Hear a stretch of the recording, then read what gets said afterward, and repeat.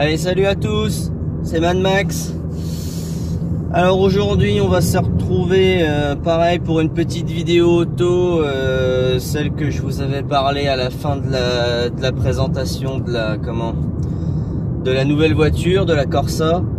Je vous avais dit qu'elle était en petite réparation, parce qu'il y a un petit souci avec la calandre. Ça y est, c'est refait, c'est réparé. Donc je profite de mes congés et du week-end et du beau temps pour vous faire la présentation de cette nouvelle voiture. Pas nouvelle voiture, c'est justement une voiture qu'on a déjà depuis plusieurs années, mais de cette voiture qui n'a rien à voir puisqu'elle est un petit peu plus ancienne. Et donc voilà, donc je vais me trouver un petit coin posé et puis on se retrouve là-bas. Allez, à tout de suite. Allez, ça y est, je me suis trouvé un petit coin sympa, un petit coin tranquille. Sur une petite portion de bitume. Je sais que c'est là qu'il y a certaines moto-écoles qui viennent faire passer le lent pour les permis moto. Donc on va lever le voile tout de suite, hein, ça sert à rien de vous faire patienter inutilement. Donc là voilà, la fameuse voiture un peu plus ancienne que les autres. Donc bon, forcément je pense que vous l'aurez reconnue, hein, elle est assez spéciale dans son genre. Donc c'est la Peugeot 406 coupée, version coupée avec la mythique carrosserie Pininfarina. Donc elle est de 1999, elle est d'été 99. La couleur, donc c'est le bleu Riviera, parce qu'il y a eu plusieurs bleus du même style sur la 406 coupée.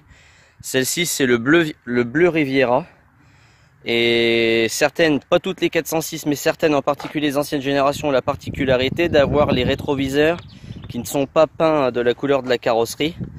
Et en principe, si c'est pas le cas, donc s'ils sont justement peints d'une autre couleur, c'est cette fameuse couleur. Donc ça c'est le gris crépuscule.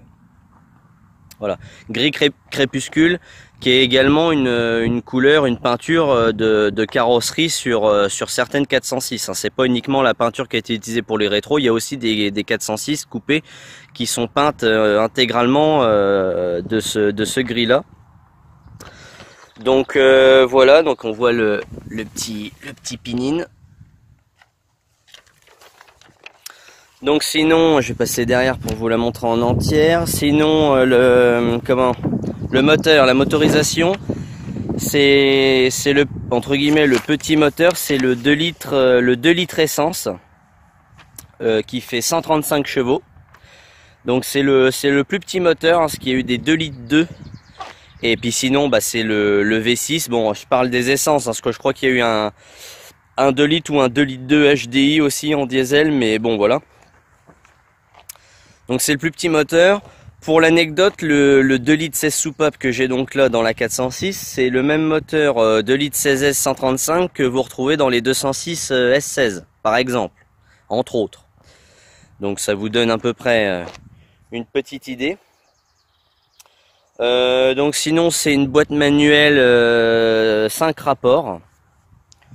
Le moteur il fait à peu près il fait 135 chevaux, c'est un 9 chevaux fiscaux. Freinage à disque, bon ça est pareil, il y a rien d'inédit, hein. Les pneus c'est du 205, alors attendez, je reprends mon petit papier, 205 60 en 15. Petite jante de 15, j'en reviendrai après dessus sur les jantes. C'est une voiture qui fait à peu près 1,4 tonne si on arrondit. Réservoir de 70 litres, bon ça voilà, c'est pour l'anecdote, et c'est une 4 places. Je reviendrai aussi là-dessus sur le fait que c'est une 4 places quand on parlera de l'intérieur, vous comprendrez pourquoi. Donc sinon, bah écoutez, c'est tout, de manière générale, voilà, vous avez déjà la vue d'ensemble. Donc sinon, si on rentre un peu plus dans les détails au niveau de l'extérieur, donc la carrosserie Pininfarina, donc je vous ai montré le petit logo là en bas tout à l'heure. Donc on a vraiment un style à part entière, hein. C'est vraiment sympa. En plus bleu comme ça, je trouve ça vraiment magnifique. Truc sympa sur des voitures de ce genre-là, c'est les portières sans montant. Voilà, on n'a pas de montant. Donc du coup pareil, quand la vitre est montée, on a la vitre sans rien quoi, sans montant. C'est vrai que c'est assez sympa. C'est assez sympa. Et là-dessus, je l'ai acheté comme ça. C'est pas un rajout qui a été fait après. Petit accessoire Peugeot, le petit becquet sport sur le coffre. Qui est très simple, très discret, mais qui complète bien la voiture. C'est sympa. Mais voilà, c'est pas du tuning, hein, c'est un accessoire Peugeot option entre guillemets d'époque. Bon, ça fait un peu bizarre de dire d'époque sur une voiture qui est assez récente quand même, mais voilà, ça complète bien, ça va bien. Moi j'aime bien.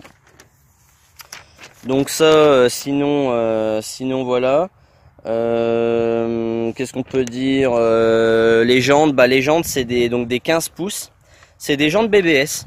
Ça c'était quelque chose que j'ignorais encore il y a relativement peu de temps, on va dire, mais en fait c'est des jantes BBS, des jantes donc Peugeot, demandées chez BBS par Peugeot.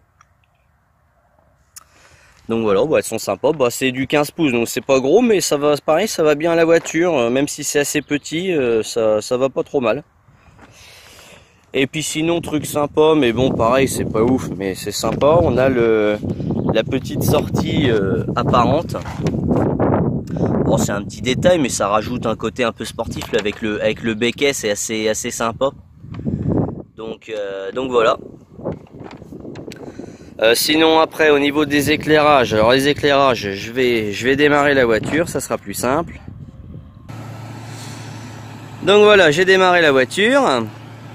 Donc au niveau des phares, donc déjà on a les anti-brouillard. Bon ça pareil, sur une voiture de ce style là, il n'y a rien d'inédit. Et alors là, bon là avec le soleil on voit pas bien.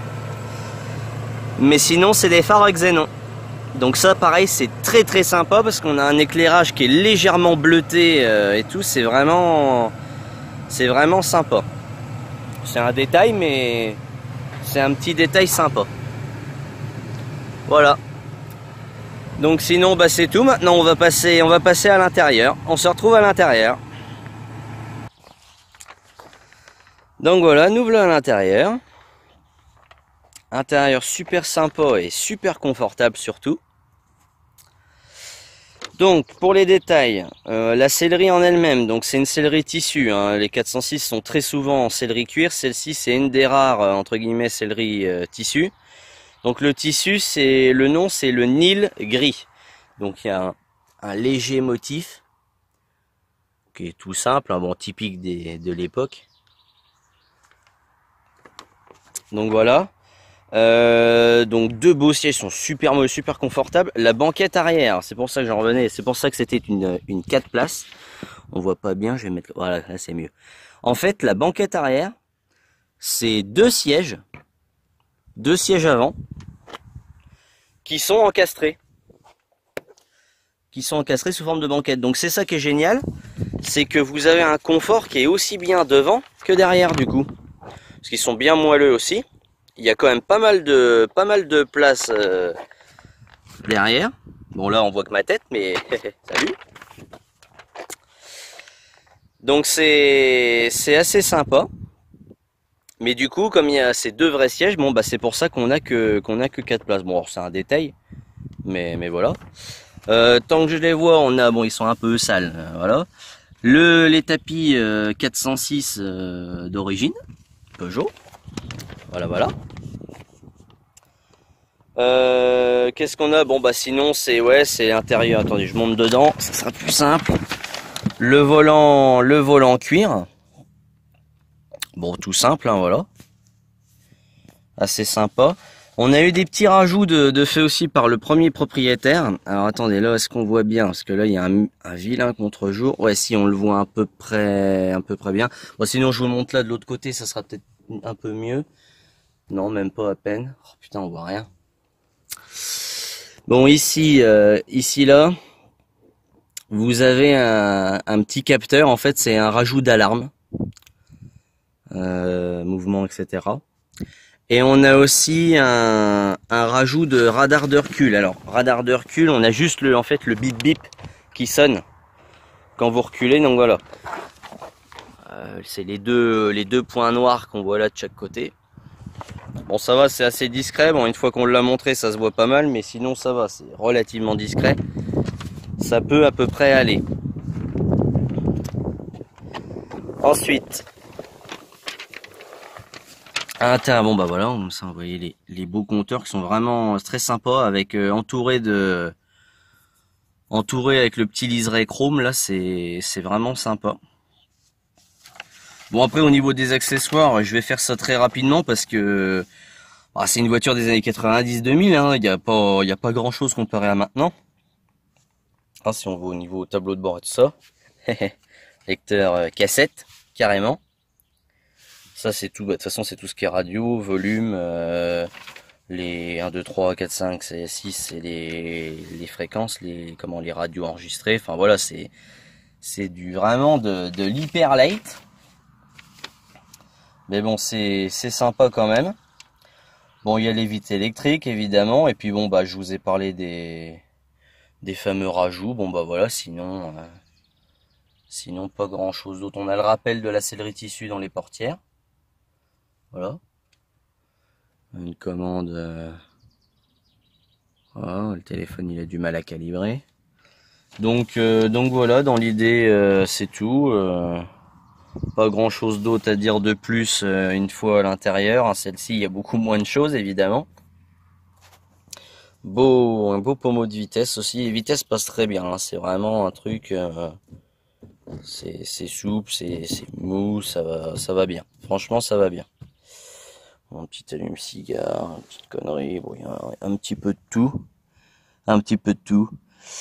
Bon bah écoutez, c'est tout. Moi je vais reprendre la route tranquillement pour discuter un peu avec vous de tout ça. Ça sert à rien que je vous refilme encore 15 minutes la voiture alors que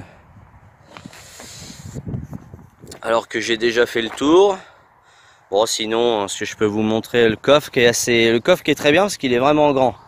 Ça c'est chouette. Il est vraiment, je sais pas si on se rend bien compte, mais il est vraiment profond. Donc ça c'est bien. Quand on part en vacances, en week-end, tout ça, il est vraiment super. Bon, puis après je peux peut-être vous montrer le moteur. Bon, je vous l'ai pas montré sur les autres voitures parce que bon, ça n'a pas grand intérêt. Les moteurs de maintenant, ils sont tout feutrés, tout cachés.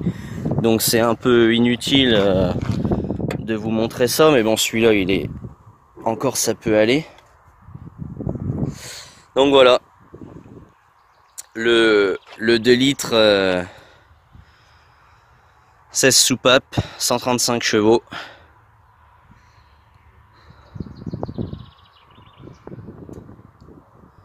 Et puis tiens, tant que j'y pense, là je le vois un peu, je sais pas si on voit bien, si on voit un peu le bleu du xénon là dans le phare. On voit un peu voilà.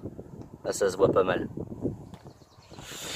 Voilà, bon bah écoutez, c'est tout. Moi je vais me remettre en route, on va discuter un petit peu de tout ça. Et puis voilà. Allez, à tout de suite. Allez feu, nous voilà repartis dans la 406 pour discuter encore un petit peu. Alors bah que dire sur la voiture en général, bah déjà c'est une excellente voiture. Comme je dis toujours à ceux qui me parlent de Peugeot, c'est l'époque où Peugeot savait encore faire des vraies bonnes voitures, pas comme maintenant où il y a tout qui glingue dans tous les sens, que voilà. Aucun bruit, tout est bien fini, ça marche bien, il n'y a rien qui déconne, etc.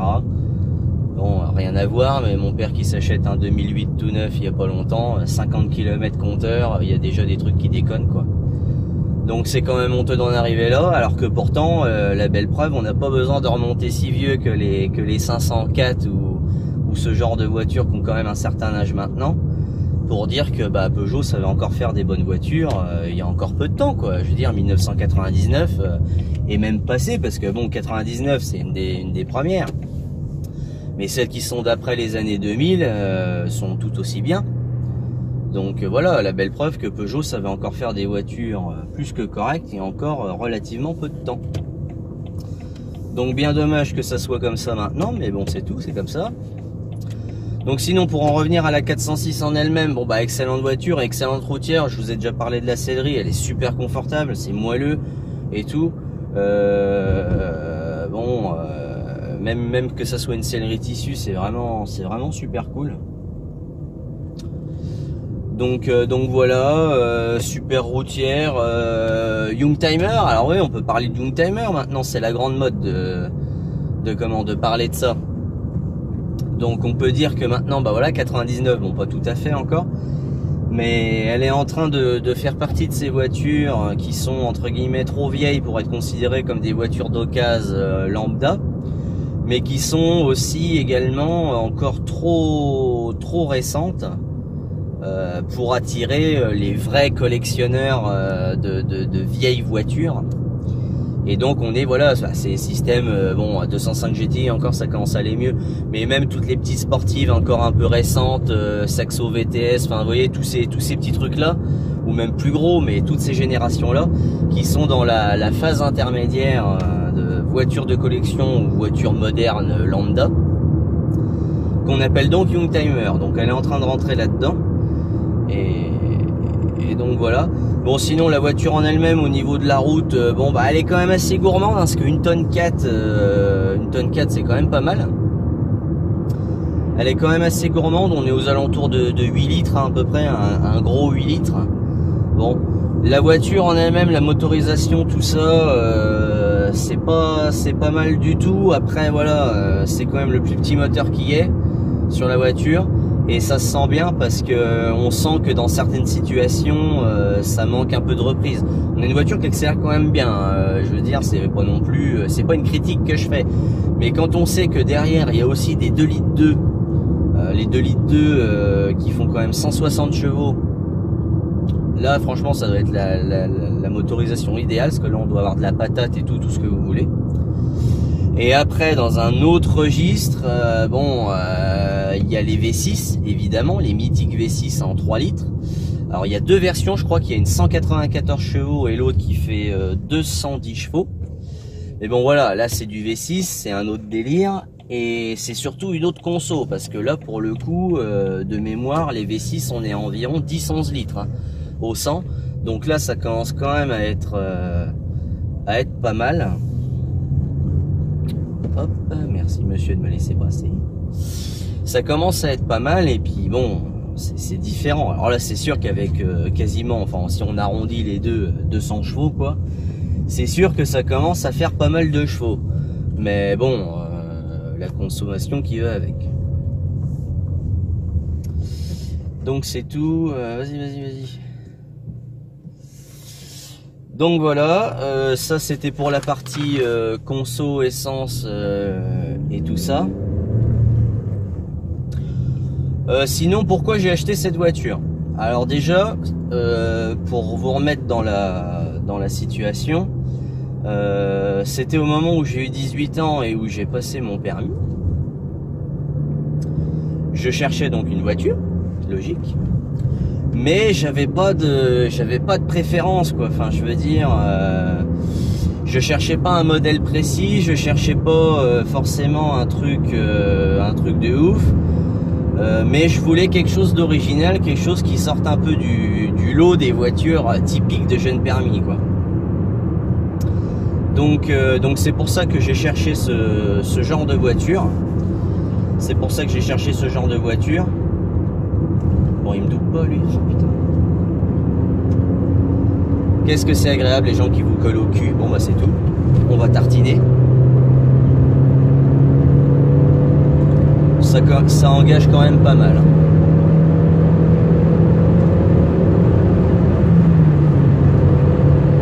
Voilà. Donc maintenant il est 50 mètres derrière et il me fera plus chier. Donc pour en revenir à nos moutons, c'est chiant ces gens-là parce qu'en plus ils me font perdre le fil de ce que je disais. Donc oui, pourquoi j'ai acheté cette voiture-là? J'avais pas d'envie spécifique au niveau de la couleur, que ça soit une berline, un coupé, tout ça. Je cherchais vraiment, je marchais au coup de cœur en fait. C'était vraiment le coup de cœur. Et bon, c'est tout. Et un jour, on parle avec mon père donc du coupé 406 de manière générale, parce qu'il aime beaucoup cette voiture et moi aussi. Et donc c'est tout, on a discuté de tout ça, donc voilà. Donc j'avais ça en tête sur le moment. Et quelques jours plus tard, c'était un week-end, j'avais très mal dormi la nuit. Je me réveille mais super tôt, genre 6h du mat, ou 5-6h du mat, un truc comme ça. Et j'avais pas envie de me lever, du coup je reste dans mon lit, je prends le PC et je me mets sur le bon coin à rechercher les annonces. Comme c'était la période où j'avais les 406 coupés en tête, bah, je regarde les annonces de coupé 406 dans ma région. Et après plus d'une heure de recherche quand même, je finis par trouver celle-ci. Mais alors c'est un bingo total. La voiture est magnifique. Elle est à Épernay, donc elle est juste à côté de chez moi, entre guillemets. Enfin pas loin quoi. Elle est juste à côté. Et c'est une première main. Donc elle est vraiment dans un état vraiment superbe. Elle a 62 000 km. 62 000 km certifiés. Hein. Réel certifié. Hein. De toute façon, première main. Voiture achetée neuve chez Peugeot à Épernay, été 99. Toujours entretenue chez Peugeot à Épernay. Donc je veux dire, la voiture clean dans le sens où on sait d'où elle sort. Quoi. Voilà. C'était un viticulteur, la bonne soixantaine, qui avait acheté sa neuve pour se faire plaisir. Et qui a décidé de la revendre parce qu'en fait bah, le Viti il passait son temps à aller dans ses vignes avec son camion et il avait envie d'une Mercedes. Bon, donc voilà, donc il a décidé de se séparer de sa 406 état impeccable et donc évidemment j'ai sauté dessus. Alors en plus s'en séparer pour une somme vraiment dérisoire quoi, on était sur du 4500 € je crois de mémoire. Elle est vraiment impeccable, hein, de toute façon vous l'avez vu.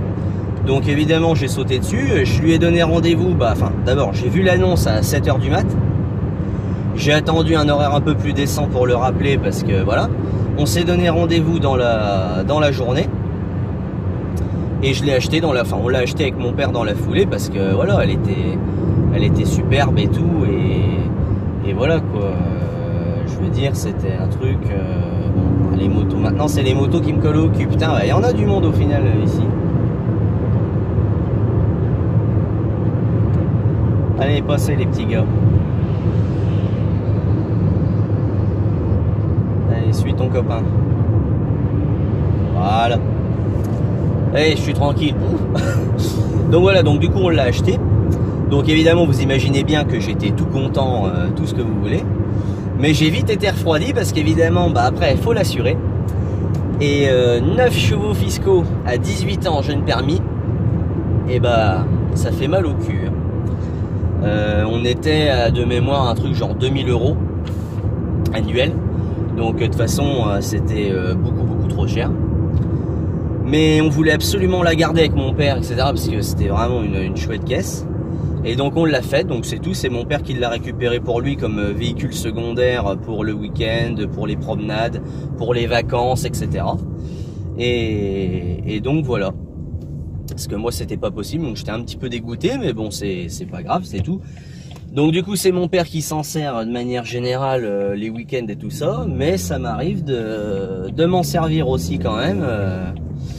Des jours comme aujourd'hui, voilà, le week-end, il fait beau, il fait chaud, et puis on fait un petit tour. Bon là c'est pour la vidéo, mais je fais un petit tour quand même avec de temps en temps, histoire de la faire rouler et puis d'en profiter, parce que c'était quand même censé être ma voiture au départ.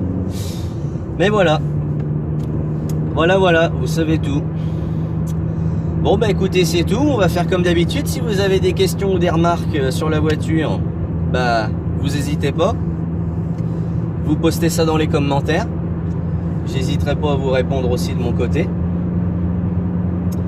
Et puis ma foi, on se dit à bientôt pour une prochaine vidéo. Alors je sais pas si ça sera une vidéo auto parce que bon après on va rentrer sur du beaucoup plus vieux. Bon, je vous en dis pas plus, que si je vous fais les vidéos, ça sera la surprise. Mais voilà, on rentre sur de la vraie voiture de collection. Donc voilà, on verra. Courant de l'été, je sais pas, on verra. Je préparerai ça et on fera le point. Allez, voilà, c'est tout. Merci d'avoir visionné la vidéo. Et puis, bah, ma foi, on se dit à bientôt. Allez, V et salut. Tchuss.